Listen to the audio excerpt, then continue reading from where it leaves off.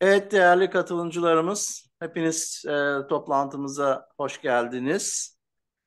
Ege Hazır Giyim ve Ege Hazır Giyim ve Konfeksiyon İhracatçıları Birliği tarafından düzenlenen periyodik seminerlerimizin bir tanesinde daha hep birlikteyiz ve ümit ediyorum yararlı bir toplantı olacak. Bugünkü toplantımızın değerli konuşmacısı tekstil yüksek mühendisi Sayın Iris Bierman. Kendisi Bierman Services isimli danışmanlık şirketinin sahibi ve yöneticisi. Bugün bize dijitalleşme, moda bir kelime mi yoksa geleceği güvence altına alma zorunluluğu mu başlığıyla bir konuşma yapacak, bir sunum yapacak. Ben her toplantının başında olduğu gibi yine sayın konuşmacımızla ilgili birkaç kelime söylemek istiyorum. Gerçi sunumu sırasında o da kendisinden bahsedecek. Ama ben yine de gelenek olduğu şekilde birkaç kelimeyle, birkaç cümleyle kendisini tanıtmaya çalışacağım.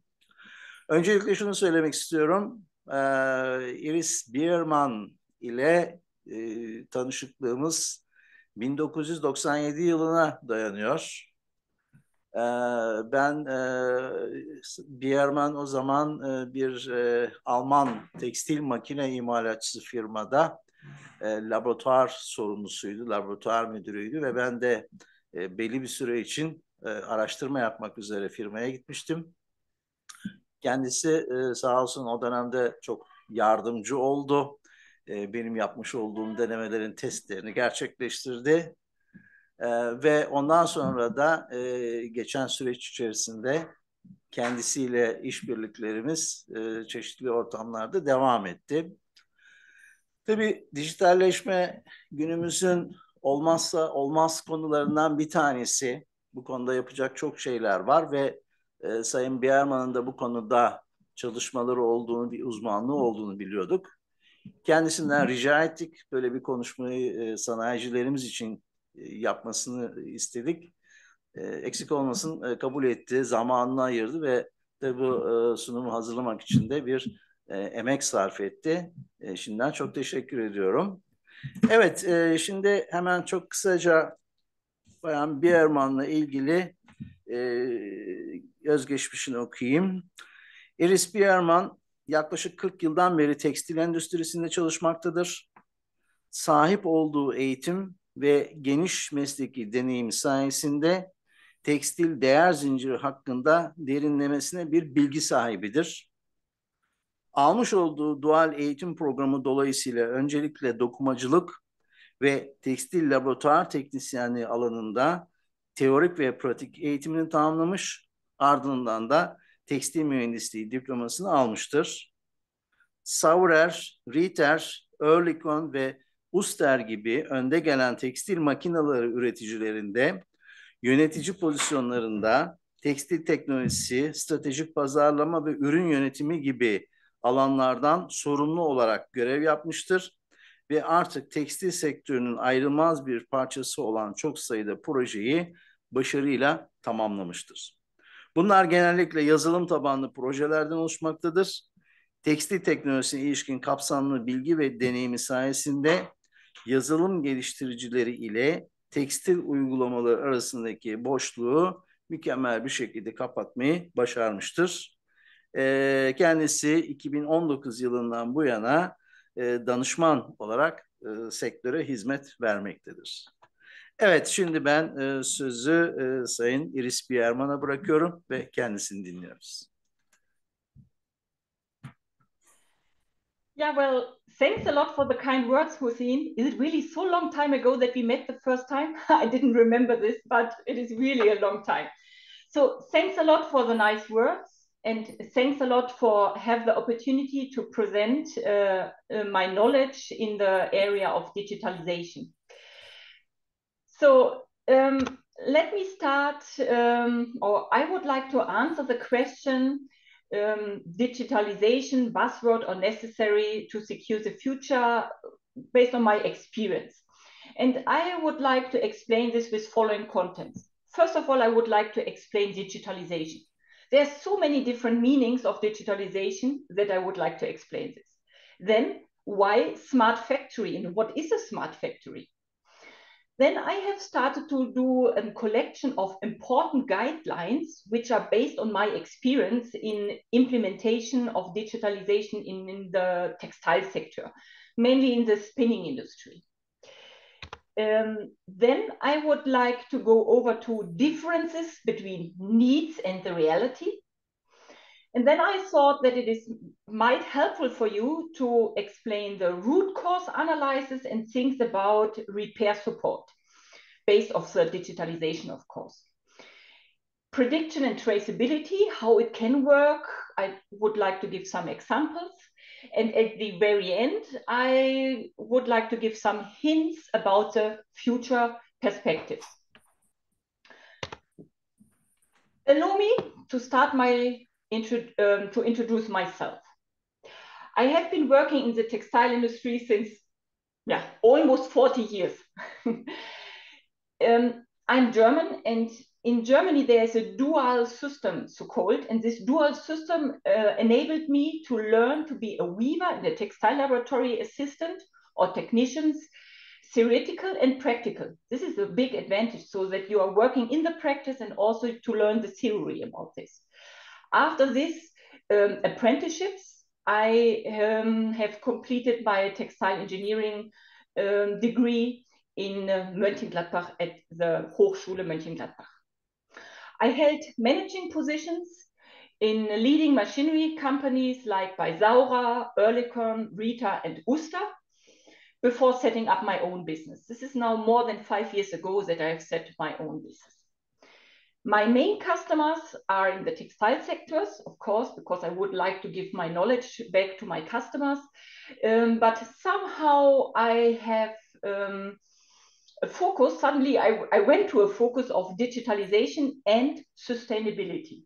It is clear that are the main areas at the moment which are important for the industry, and that is somehow maybe also the reason why my customer pushed me in this direction.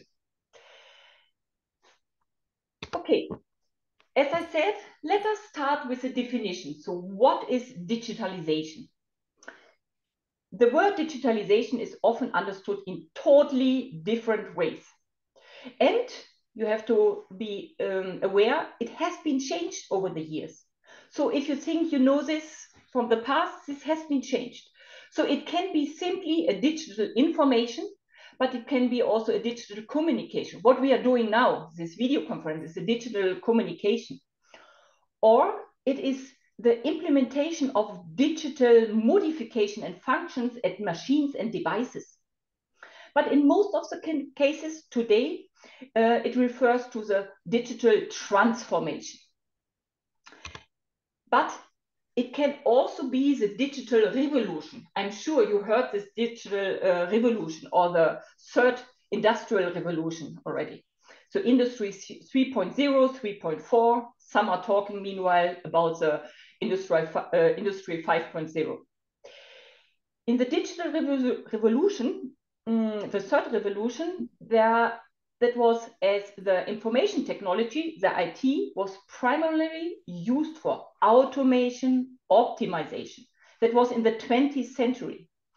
Workplaces were modified, or computer networks were created, software products were established, like office programs, enterprise resource planning systems were introduced.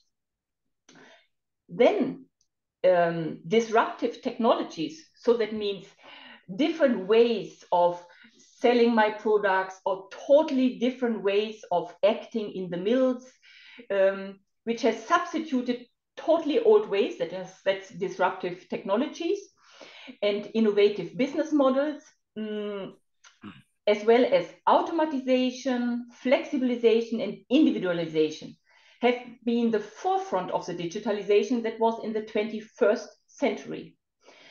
And this has taken a new direction and is leading to the fourth industrial revolution. Well, you heard that I'm 40 years in the business, so that means I have really started from the third industry 3.0, fourth industry 4.0, and I hope that I will also continue with the industry 5.0, because with the industry 4.0 and its smart factory, manufacturing companies have become more and more transparent. That is very important, the transparency, due to the creation of digital twins. The flood of data, which is called big data, has created, I call it always the El Dorado of AI analysis, because we are leaking for data. If you have the data in your hand, you can do a lot of things with the data. And this made also the machine learnings possible, with many advantages for customers or for companies. As I said, some people are defining already the use of AI and machine learning as the industry 5.0. I'm reading a lot of articles, what is going on in this area, and I was astonished some weeks ago that I read Industrial 5.0 already. Don't worry, I have mentioned now a lot of buzzwords, but I will explain these buzzwords with examples on the following slides. Let's start with why smart factory. But before I explain the meaning of smart factory, I must explain what a digital twin is. A digital twin is essentially a virtual model in a cloud that mirrors, really a mirror of the physical object, most often the mill or the production site, system or processes. It creates a real-time presentation, so it is really real-time visible in form of data, allowing us to simulate how that physical twin, so the left side,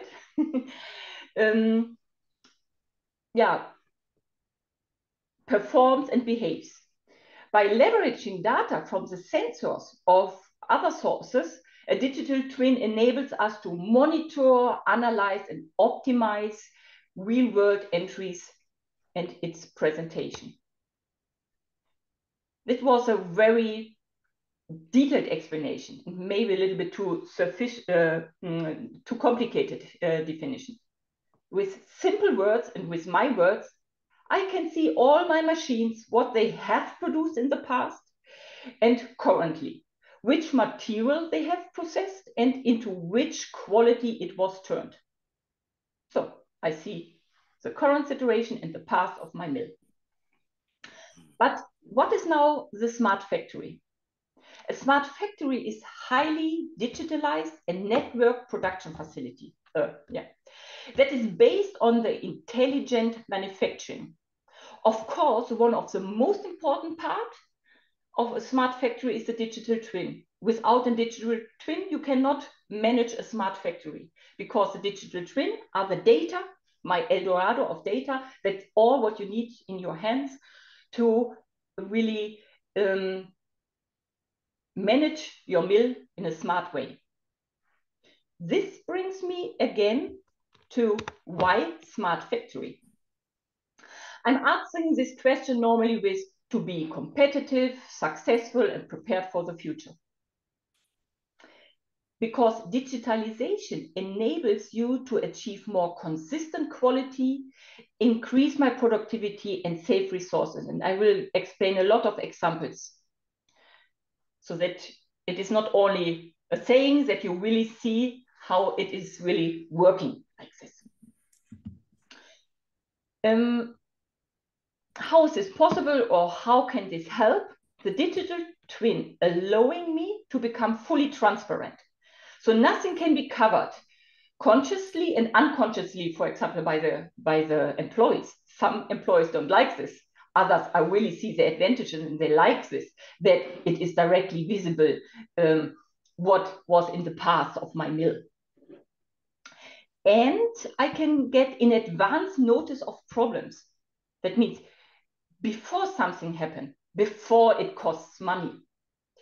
And I achieve 100% traceability to be able to be faster, mainly by complaint management.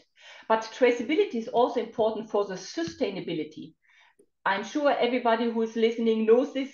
You are forced to show transparent which materials you have used for your production, which energy you have used for your production, which waste levels you have, and so on and so on. So, bottom line, I can say that everything becomes faster, simpler, and more precise in a smart factory.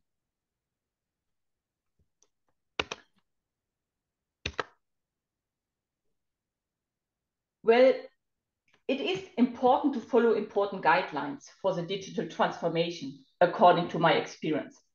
As I promised at the beginning, I have listed here 4 main important rules which you should utilize if you are digitalize your mill. This is based on my experience from the practice where I have digitalized mills. First of all, no digitalization without process re-engineering. Very, very important. It is important to be aware that the task and working methods of the employees must change. I see that this is not always put in the mind or not understood. They think, oh, my processes are okay, let us make a software for this, and that is digitalization. No, this is not the right way. It is important to involve the employees in the process optimization and tool development from the day one. Because according to my experience, a lot of people have fears of job loss. They think if it is digitalized, they don't need me. But this is wrong. Only the way of working is different. They're getting more time for other work, and they are more important. Yeah? So, and if you are involving the people from the day one, it is also, you can avoid to have too complex software or useless software. Because at the end, the user you are talking to and you are defining this together have to work with the software later on. Employees must be proud to have implemented the ideas of the company or for the companies. So a great deal of sensitivity is required. So the involvement of HR is helpful, and I'm always recommending this because it is really in parallel. We are working with humans. It is always important to really involve them and motivate them in the right way.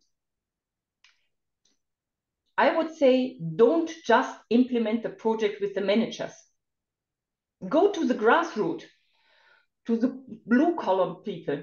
Work with the people who will later use the tools on a daily basis.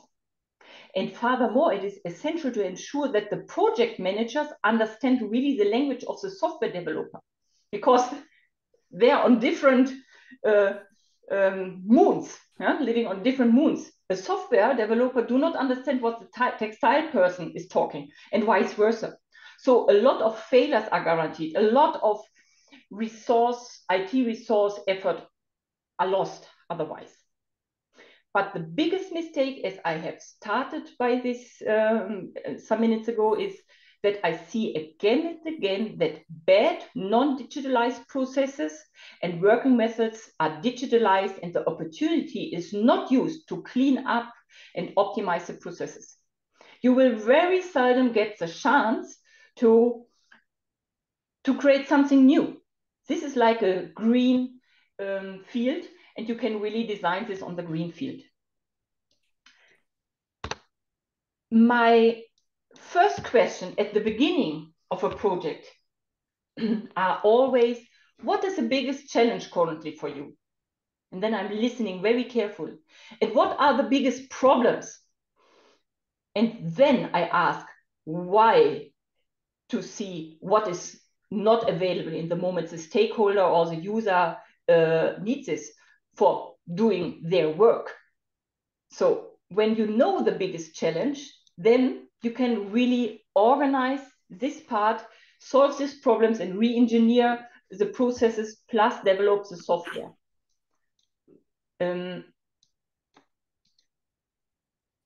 Yeah, because then if you're doing this on this area and you are asking them, you can provide already an advantage for them. And then they feel already that there is an advantage. And therewith, the acceptance of the change is increasing, because we are all humans.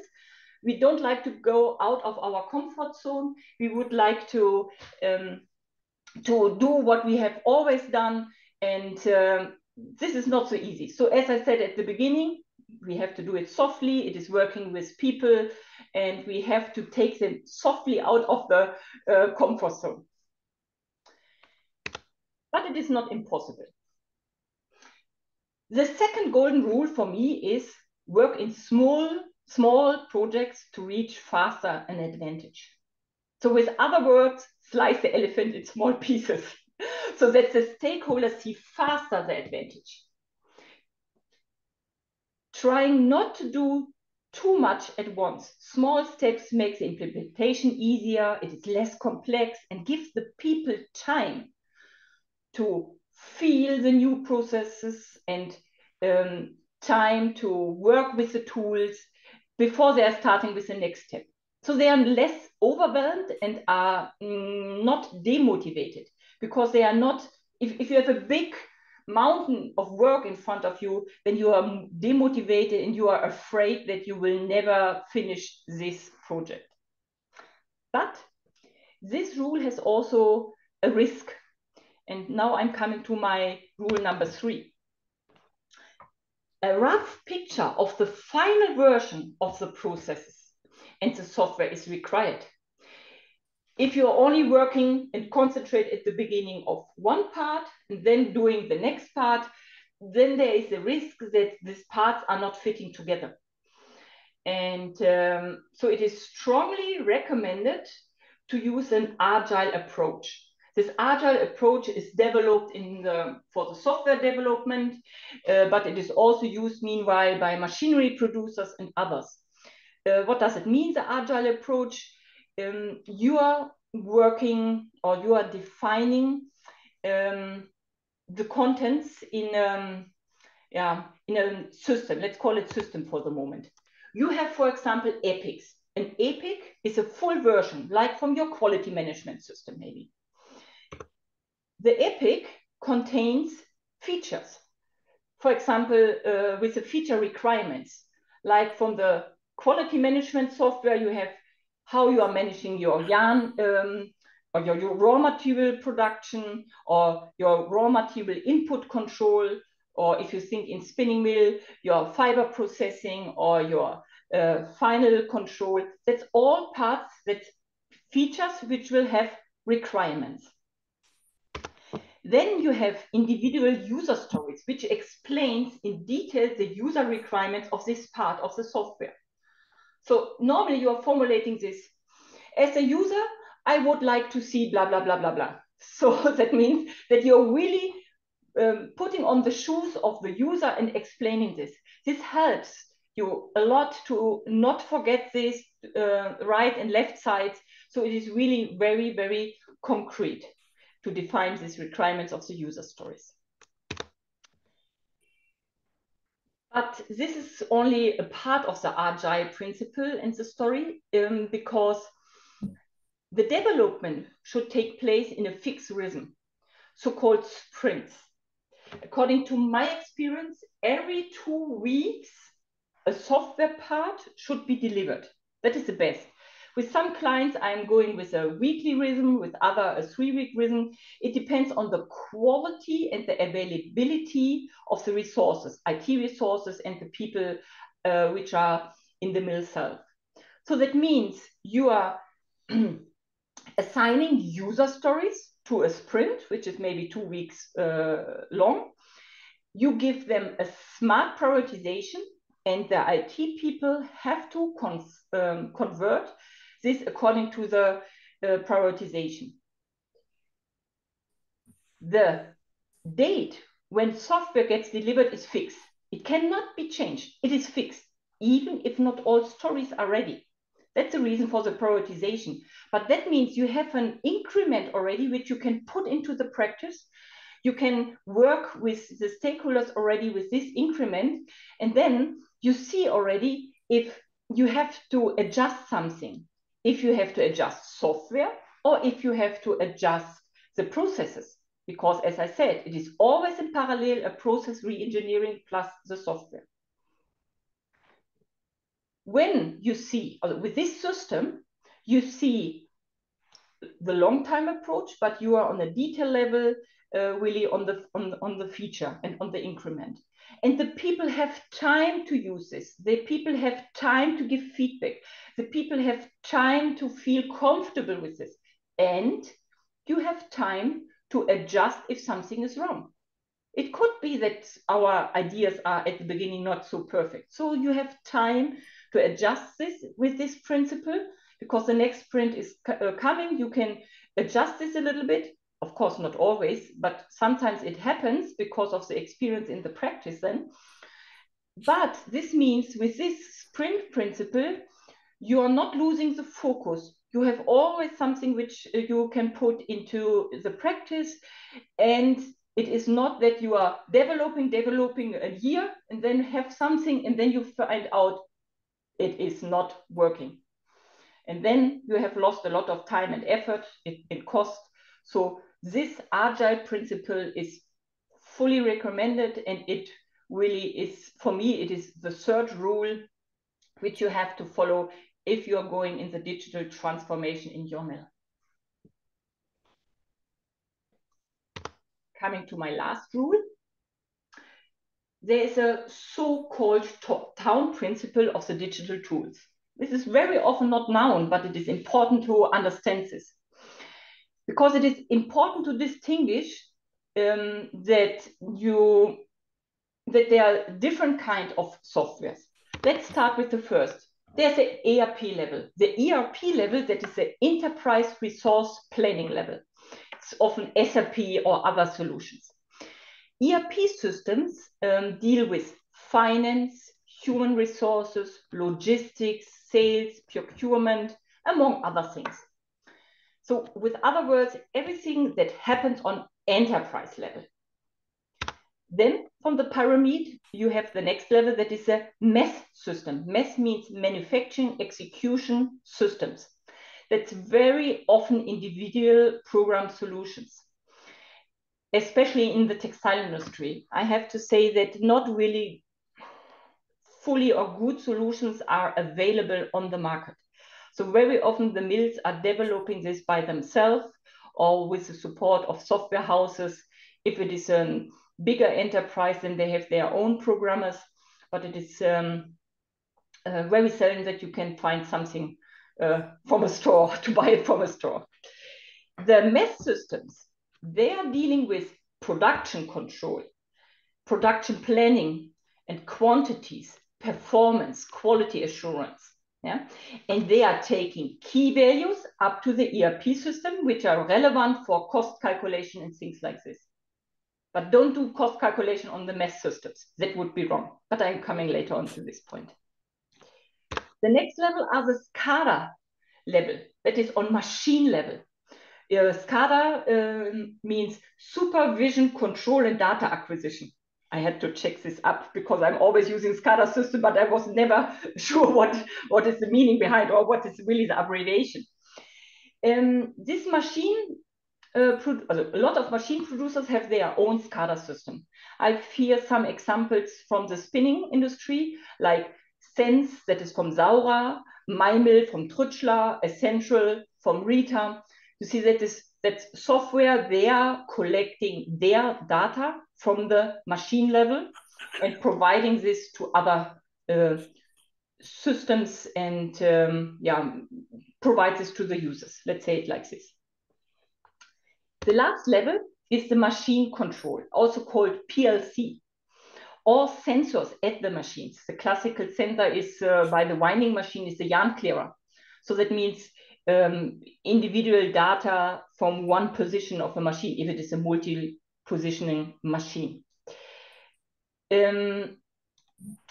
Now I'm coming to the point why I mentioned this as a golden rule, because I see sometimes SCADA system and also ERP solution, if it is not SAP, they are overlapping with other functions from the other level.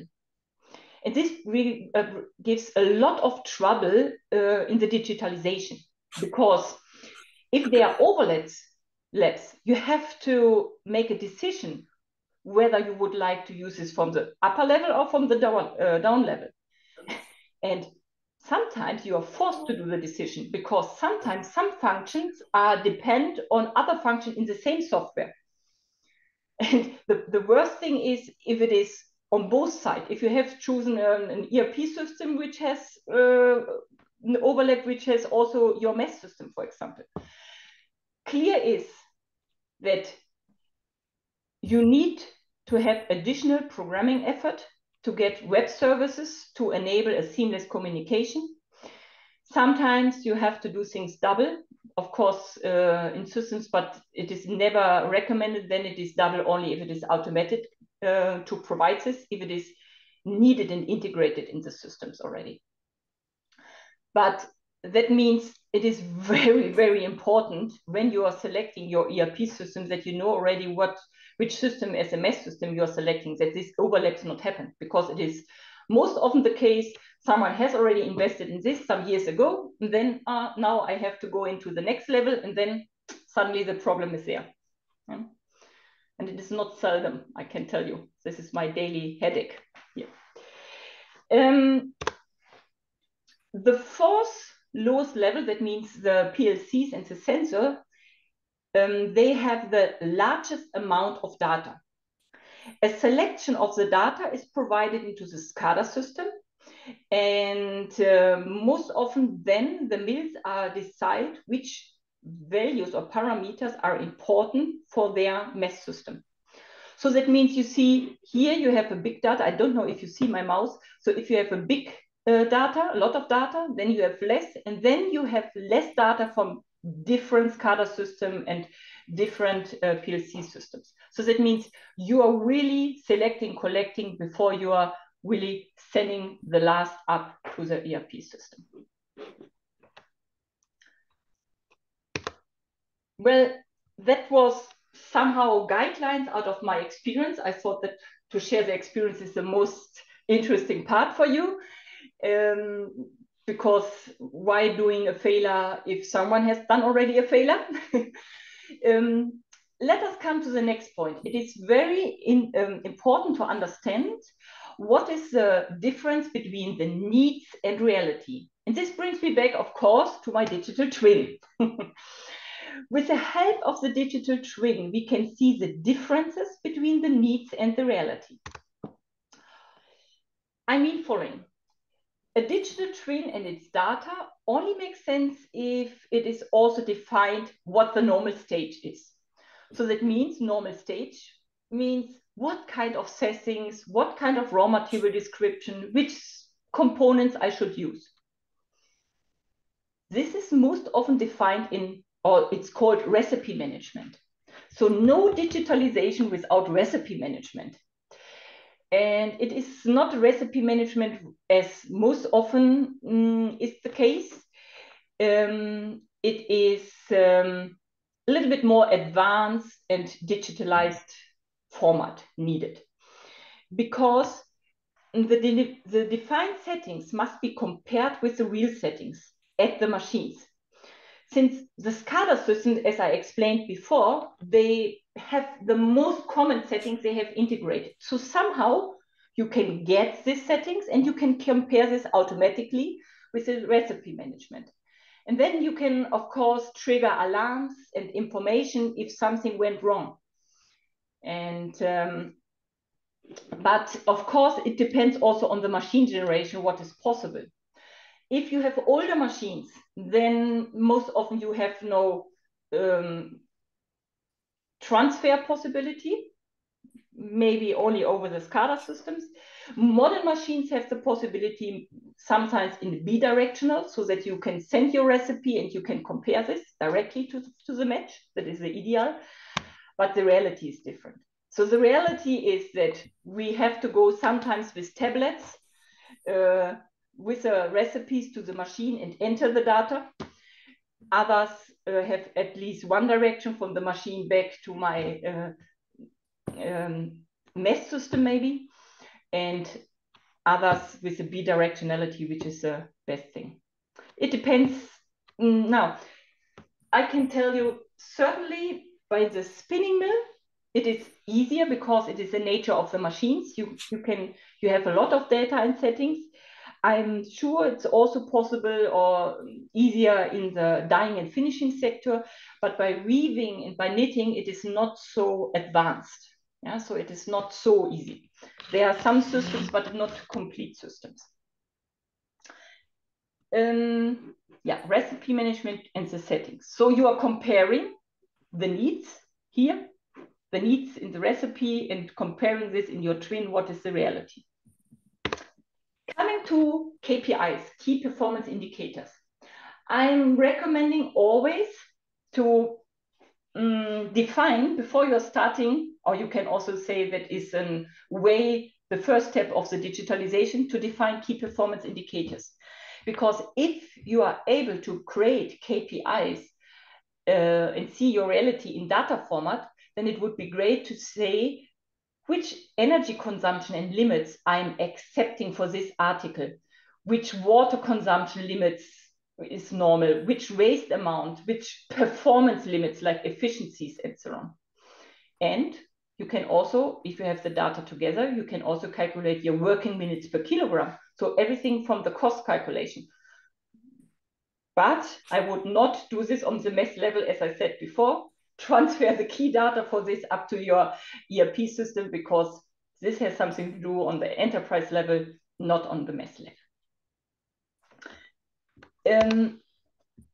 Another point is, in the digital world, it is important to change the process also in the quality management system. Change, if possible, of course, if possible, change from the traditional tests in the laboratory, offline, to the maximum extent of doing this online. So that means if you have sensors, depends on the machine, of course, if you have sensors which are providing not only performance parameter, also quality data, do this. Don't use anymore the traditional quality data. Use more the online control data, because if you are able to test only a small amount, or you have your full 100% production, then it is always better. And here's again the chance to change this. Well, I said some slides before, smart factory to be faster and make your life easier. Well, when I permanently compare my needs with the reality, then of course I have also a chance to create automatic alerts, because it is all about to have faster reaction times. That means it is key to inform, thanks to the digitalization, automatically faster your employees, to have off-standard situations. Off-standard situation in form of performance, consumptions, or quality data. Because this brings me also to the point, as I said before, the way of working needs to be changed. This is now exactly the part. Before, the people have entered the data, the quality data in Excel. Hours for hours they have entered the data in Excel. Sometimes they are exporting this and then they have organized this and so on. And then they are happy that they have something. No, in the digital world, in the smart factory, these people are only have to rely on the alert, and they can directly start with a root cause analysis. They should not spend time anymore on data collection. They should directly start to work in the root cause analysis, because they see already this is off standard. So they have to find, in the next step, they have directly to see, what is the root cause of this? How can I avoid this? How can I stop this? This is very important part. And let me just think. Yes, I think that's all what I for my message here at the moment. No, one point. My experience says that the people who has entered the data in the past, always in the Excels, they had never time enough for looking for root causes. So what do they have done? The limited time what they have or had, they have spent for some root causes analysis, but never all. So that means they have not the experience, not enough experience. And now we are coming to the next level of a smart factory, because with tools like machine learning and artificial intelligence, we can support the root cause analysis. But you read very often machine learning, ML, artificial intelligence, AI. But do you know really the differences? So let me explain this. Artificial intelligence encompasses the idea of the machine that can mimic the human. So my brain is mimicked by a computer. And machine learning does not do this. Machine learning is doing something else. Machine learning has the aim to teach a machine. That is really teaching the machine to getting more and more smart, how to perform a specific task.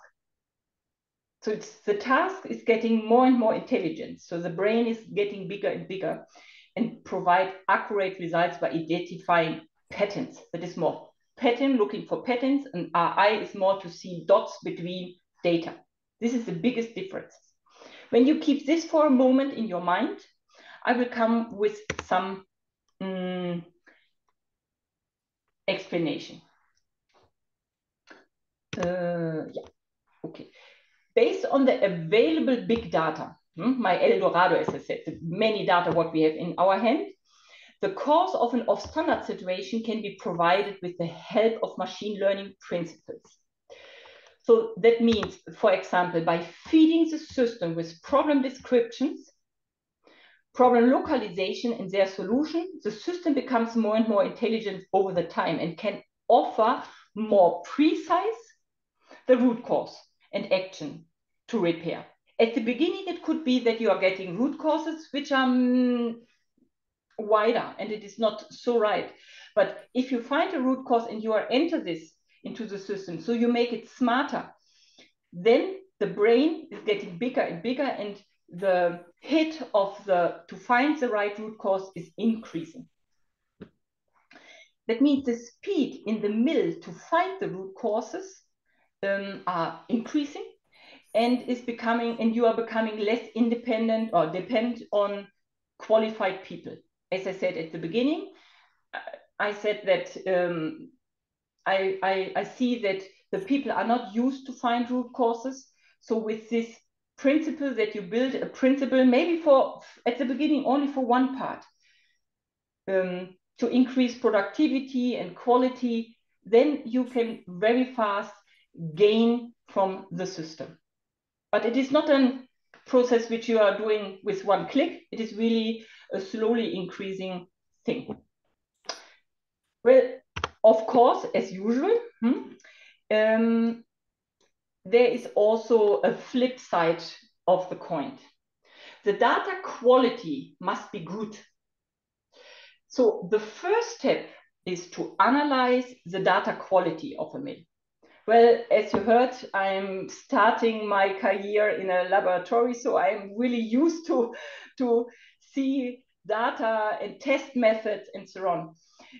because if you have not a good test plan, not a sufficient test methods, you're having a lot of data which are not really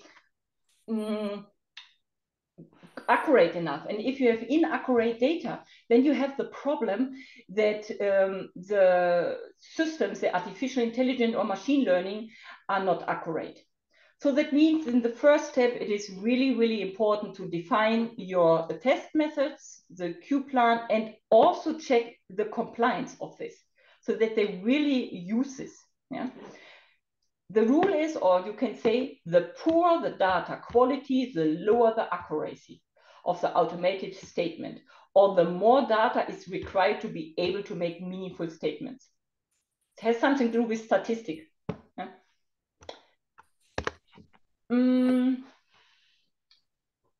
The next step is reacting before problems occur. Prediction and forecast are possible based on data. For example, a rise in temperature in a motor can trigger an alarm before the machine seriously breaks down. If it breaks down, we have production loss and so on, and it costs money. This can be reduce the downtimes. So it can be represented by a trend diagram. So you see it already in advance. What's happened with temperature or other parameters. And you can trigger an alarm if a certain limit has been stepped over. And this can help, this can be done with the help of machine learning. Another example is the image analysis. Here I see good examples already in the practice, or I've seen good example in the practice. So image analysis based on machine learning can stop a machine if something looks unusual. Today you have people beside your machines and they are looking, and you let the human decide if something is wrong or right. But their perception are various depending on the mood, time, motivation, if it is Monday or Friday, you know, or Saturdays. So it is really different. So you can avoid this by implementing by key places in your mill to have an automated picture analysis. Coming to the next point, it is more with the help of artificial intelligence. AI-based reports can be generated. So things which you don't know at the moment what is happening in your mill. But if artificial intelligence is comparing data, they see something abnormalities which you never see. You would never see this if you don't know that this abnormality can happen. Our human brain is not able to do this, only to a certain extent. Let's say my brain is not able to do this, only to a certain extent. Yeah? So automatically create a report of complex correlation between data. I have some good examples established in the practice, and I can tell you, even with my 40 years experience, I have been amazed that some of the things I have seen what I have never thought about. So it was more that it was clear for me that this is a dependency, this has a dependency on this, but it turned not to be the main influencing factor. So I was really able to see, hey, we have to work first on this before we can work on the others. But here again, we have done this at a concrete example. It was an example by combing. So combing adjustments and for the combing efficiency and the output of the quality from combed yarns, it is really a complex process. And with this, we were really able to see things before too many tons of the material were already produced. But my experience here said it is absolutely important that you set a clear and unique identification system. If you have not a unique identification process of the entire process chain, then you will fail, because a link of dots are only possible if you have clear lot IDs or clear material identification system. You need this already for your recipe management, because you need also a link to the recipe management, and you need a link to alarm to your alarm system. So this is very seldom well prepared in mills, according to my experience. One department has a system, the next department has a good system, but the link, if it is coming from spinning to knitting or weaving, from weaving to the dye house, it is very often not the case. It's not linked. But it is very important, because otherwise the RI cannot properly be used. Then let me come to one important point. It is very often underestimated. Mistakes or complaints are opportunities. It is not a problem. It is not that you have to yell to your people. No, congratulations that you found this. This is good that you found this. Hey, that is wonderful. Let us adjust our system. Let us adjust our recipe. This is important, because otherwise, when we are not utilizing our daily new experience to optimize our processes and tools, then we would lose something. You have to keep in your mind, you are never ready with your digitalization. Never ready. Because your experience always have to check and challenge the system, what you have established. It's very important. I would say this should be the new DNA. If it is not already your DNA, it should be an important DNA of your company, that mistakes are opportunities. Well, of course, the picture is showing the glass bowl. I think looking into the glass bowl has never really worked. But I think with the data in your hand and with the tools, we are on a good way to see more and to predict more and to get better traceability. This brings me to my last slide. And well, yes, I think I'm in the time here. Well, I'm claiming with my headline that digitalization can secure the future. The industry constantly facing new challenges, e.g. slow fashion or DPP, digital product passport. Well, at the end, you always have to be faster and faster and faster. So slow fashion means not that you can be also produced slowly, and no vice versa. So the speed is always the same. But you can only be fast if the data are directly available. So digitalization is important to react faster, to be more flexible. And the DPP, the digital product passport, as the new regulation, which are coming very fast, by the way, very fast. 2026 is very early there. Only if you have already a good digital base, you are able to provide this passport to your supplier or to, in your business. It will come. If you would like to make business with Europe, you need this. There's no way out. And of course, tomorrow the next is coming and the next is coming. I would claim, if you have a good digital base of your mills, the digital twin, you are equipped for the future. That means that everything what is coming in the future, you need things like this. You need really the transparency, and you need the mirror of your production. And if your competitors have already established the system, they will be faster. So, and the rule of competition have not changed over the last decades.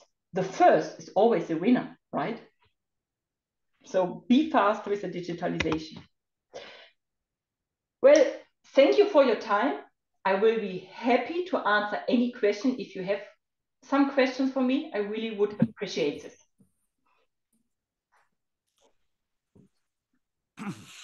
Evet, Sayın Iris Bierman'a bu güzel ve faydalı sunumu için öncelikle çok teşekkür ediyoruz. Gerçekten dijitalleşme konusunda ilginç bilgiler aldık. Şimdi bu Thank you. konularda sorularımız var ise lütfen ekranımızdan yazılı olarak bize iletebilirsiniz. Ve Sayın Beyerman'dan da bu sorularınızı cevaplamasını rica edeceğiz. Evet, sorularınızı bekliyoruz.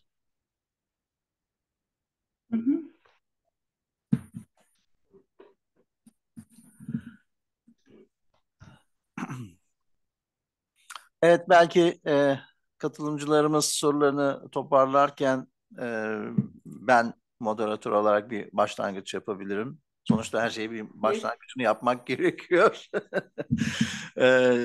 Şimdi Iris, sanırım Türkiye'de de bir takım firmalarla iş bağlantıların var. Türkiye'deki firmalarla da çalışıyorsun. Burada Also yes.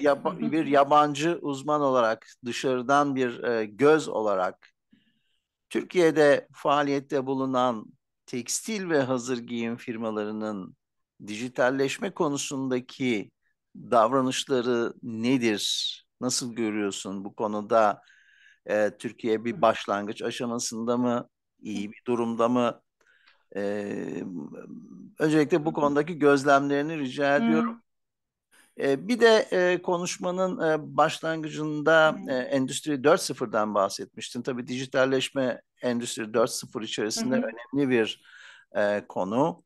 Bu hususta da Türkiye'de Endüstri 4.0 uygulamalarıyla ilgili görüşün ya da gözlemin var mı? Varsa bunları alabilir miyiz? Çok teşekkür ediyorum.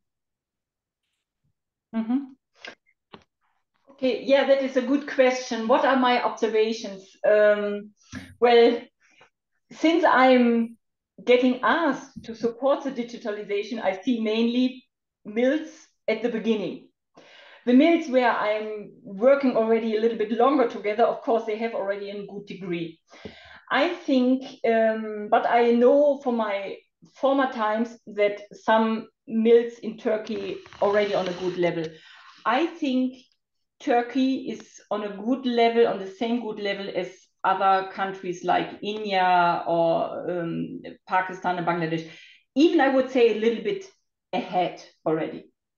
So it is not bad, but it depends on the philosophy of the companies and of the size.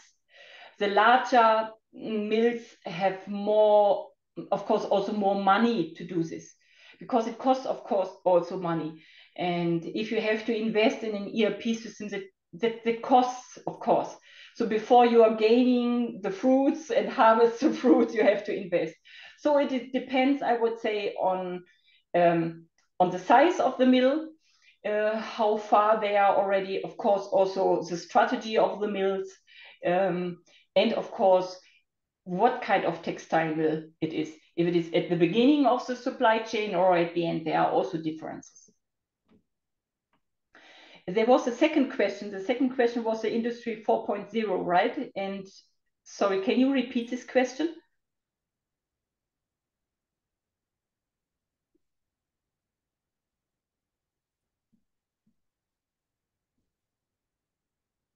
Okay, that is I have answered this indirect. So some are really very advanced. So they have already the processes defined. But 4.0, like smart factory, starting with AI and machine learning, that is seldom, very, very, very seldom.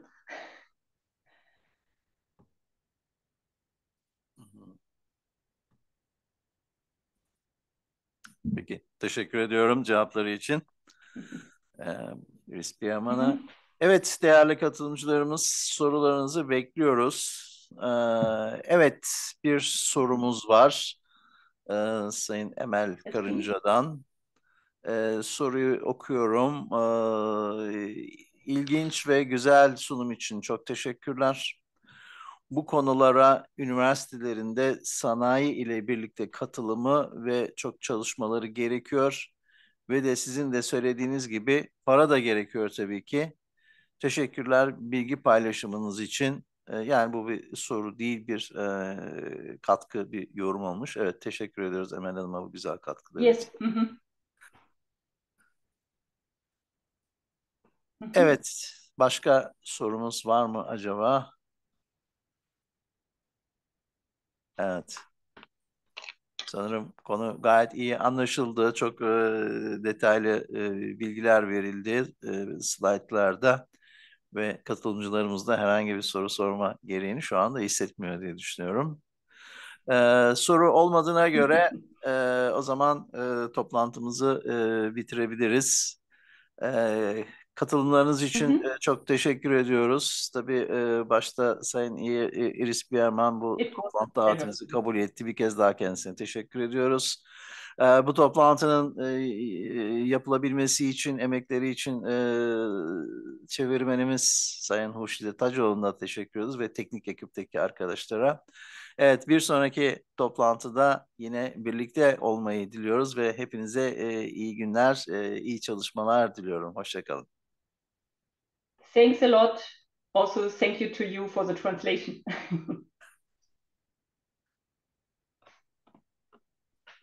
Teşekkürler. Evet, toplantımızı bu şekilde bitirmiş oluyoruz. Tekrar hepinize iyi günler.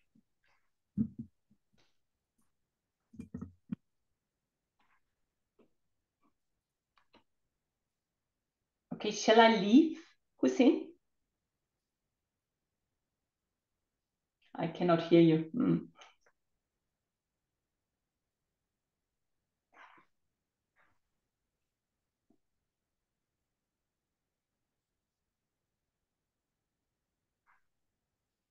I think I can leave. Is it right?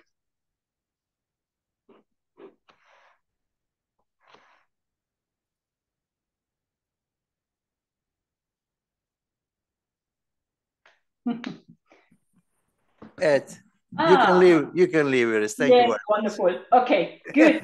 Yeah, bye bye. Bye bye. Bye Now, bye. Thank you. Bye closing bye. this session.